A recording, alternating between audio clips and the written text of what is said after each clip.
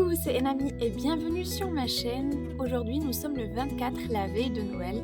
Alors nous allons parler de faits que vous ignorez peut-être sur cette fête, mais tout ça après le générique.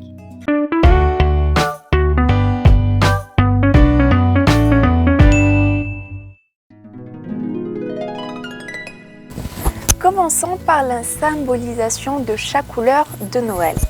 D'abord, le vert qui signifiait au début la vie et la renaissance liée à l'histoire du Christ. Mais maintenant, ça représente plus le sapin qui a la couleur verte.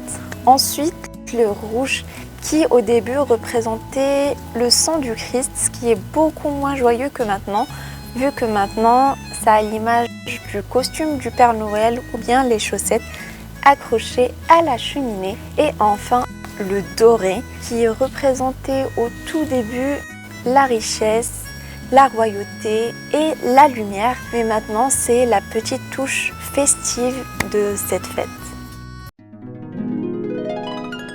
Savez-vous c'est quoi le plus gros cadeau de Noël offert au monde? Eh bien, c'est la Statue de la Liberté. Et oui, en 1886, l'Hexagone a offert aux États-Unis la Statue de la Liberté en guise de cadeau de Noël. Et jusque-là, personne n'a pu leur voler ce titre. Au début, le Père Noël avait un visage peu accueillant. C'est en 1931 que Coca-Cola a décidé de changer ça et ils ont présenté dans leur spot publicitaire un homme avec une barbe blanche, avec un visage souriant. C'est de là qu'est venue cette image qu'on a aujourd'hui sur le Père Noël. Savez-vous d'où vient la légende du traîneau du Père Noël? Eh bien, elle est tirée de l'histoire du Saint Nicolas qui était connu pour distribuer des bonbons et des cadeaux aux enfants qui étaient sages, alors que le Père Fouettard, eh bien, il donnait du charbon aux enfants qui n'étaient pas sages. Et en 1821, l'auteur Clément Moore a décidé de faire une histoire avec un homme barbu et généreux qui faisait le tour du monde à l'aide de son traîneau et de ses rennes. Saviez-vous que la célèbre bûche de Noël vient d'un rite païen? Et oui, ils avaient l'habitude de brûler une bûche de la nuit du 24 au 1er janvier pour célébrer la nuit la plus longue de l'année. Et cette tradition a laissé place à notre célèbre dessert, la bûche de Noël. Jusqu'en 1857, le sapin était décoré de pommes pour rendre hommage à la célèbre histoire d'Adam et Ève. Sauf qu'en 1858, eh bien, il y a eu une grosse sécheresse et les gens ne trouvaient pas de pommes pour décorer leur sapin. Alors un verrier a eu l'idée de créer les boules de Noël que nous utilisons aujourd'hui pour décorer ce fameux sapin.